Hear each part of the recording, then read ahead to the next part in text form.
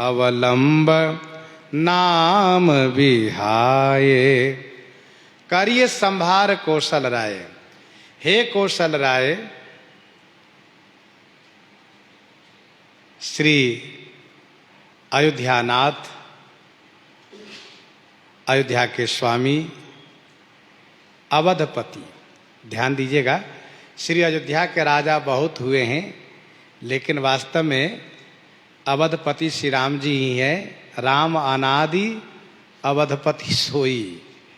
तो श्री राम ही ये अनादि अवधपति हैं, शाश्वत अवधपति हैं। अयोध्या च पर ब्रह्म सरयू सगुण पुमान तन्निवासी जगन्नाथ सत्यम सत्यम वदाम्यहम। भगवान शिव कहते हैं,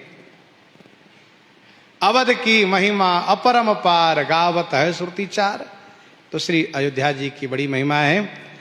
तो गोस्वामी जी कहते हैं, कौशलराज श्री राम जी, मेरा संभाल कीजिए, देख रेख कीजिए आप। क्यों? और कोई ठिकाना नहीं है? कहा नहीं। और ठौर न और गति, मेरे लिए न तो और कोई ठौर माने जगह है, न कहीं और गति माने आश्रय है। अवलंब नाम विहाय, नाम विहाय माने आपके नाम को छोड़ करके मुझे कहीं अवलंबी नहीं है, केवल नाम का सहारा है। बूझी अपनी आपनो हित, आप बाप न माये। राम राउर नाम गुरु सुर, स्वामी सखा सहाय। बूझी अपनी, मैं अपनी बूझी माने अपनी समझ से कहता हूं, बूझी अपनी। आपनो हित, मेरा अपना हित करने वाला केवल आप हैं। आपनो हित आप, मैं अपनी समझ कह रहा हूं प्रभु, मेरा अपना हित केवल आप हैं। आपनो हित आप, ऐसा कहा? कहा बाप न माए, बाप माए नहीं आप जैसे हित। अर्थात आप जैसे हित करने वाले माता पिता ही नहीं, माता पिता भी नहीं है। जननी जनक गुरु बंधु हमारे, तन धन प्राण ते प्यारे। तो इस सब रूप में आप ही हित करते हैं। हेतु रहित जग जुग उपकारी, तुम तुम्हार सेवक असुरारे। क्योंकि माता पिता भी स्वार्थ रत हैं। मातु पिता बालकन बोलावहीं, उदर भरई सोई धर्म सिखावहीं।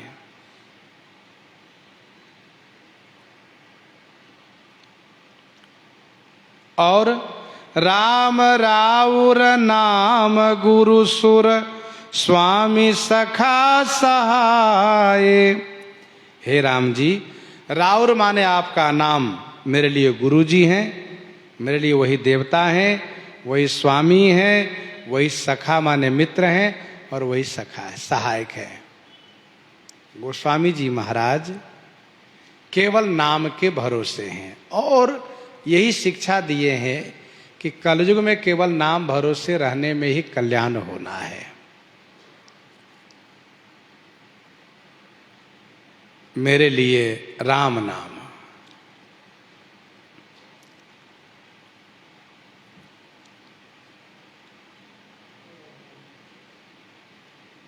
और राम राज न चले मानस, मलिन के छल छाय।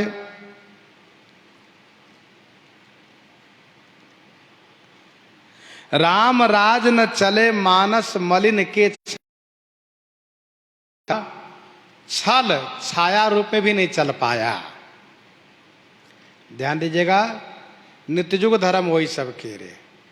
सभी युगों में सभी युगों का धर्म चलता है। जो युग प्रधान होता है उसका तो प्रधान धर्म रहता ही है। सतयुग में भी कलयुग होता है और कलयुग में भी सतयुग होता है।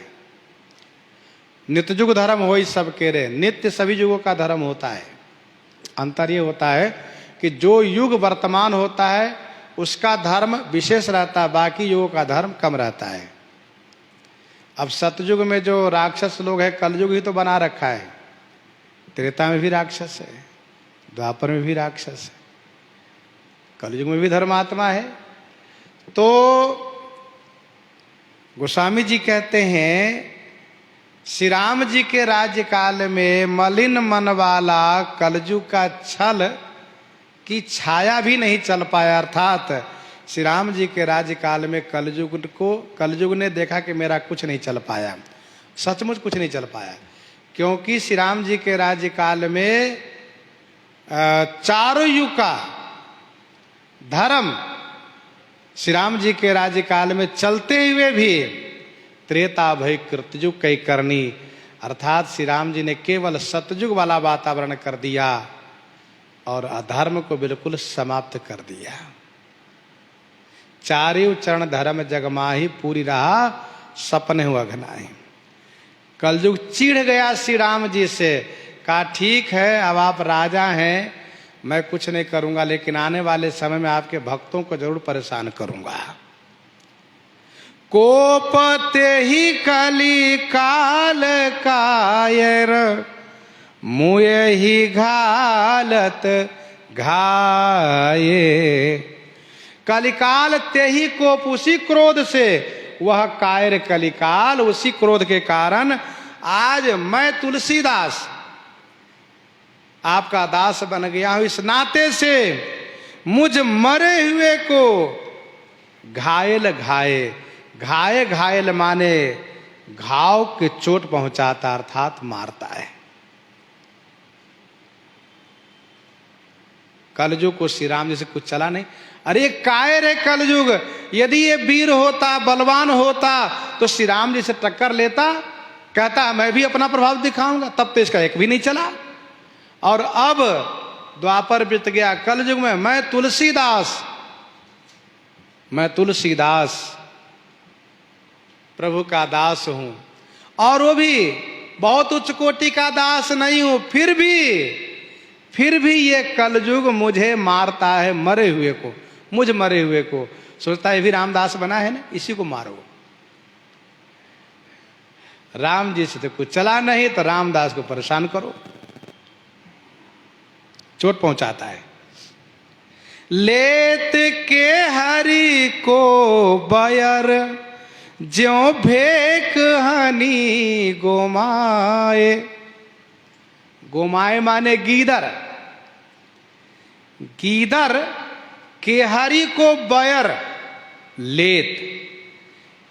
गीदर सिंह के विरोध का बदला ले रहा है, भेक हनी, मेढक को मार करके, मेढक को मार करके बदला ले रहा है। श्री राम जी सिंह है और कलयुग गीदर है, मैं भेक मेढक बताऊं।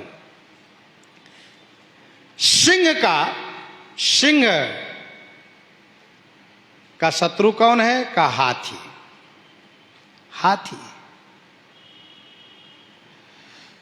तो हाथी सिंह को अपना शत्रु मानता है, क्योंकि वो सिंह हाथी को मार डालता है। अब हाथी सिंह से बदला न लेकर के, उनसे प्रतिशोध न लेकर के जंगली किसी और छोटे मोटे पशु को मारने लगे, यह सोच करके कि सिंह मृगराज है और अन्य पशु उसकी प्रजा है, इसी को मारो।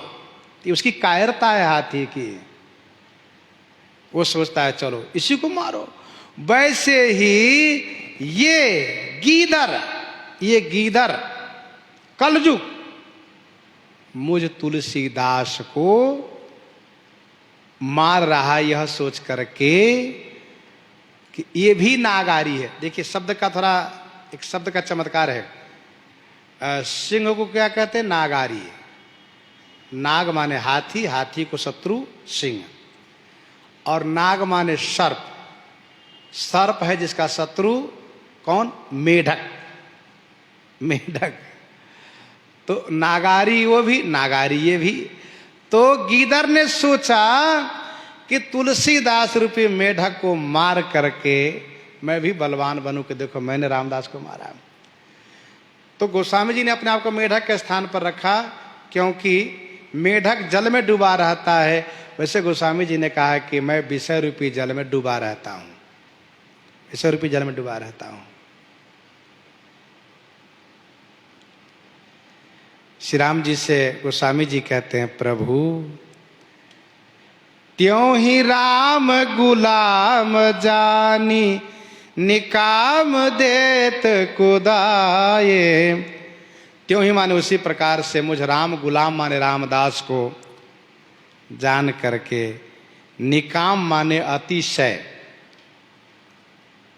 कुदाए देत, कुदाए माने बुरी तरह से कुदाव में फंसा रहा है, कुत्सित चोट दे रहा है।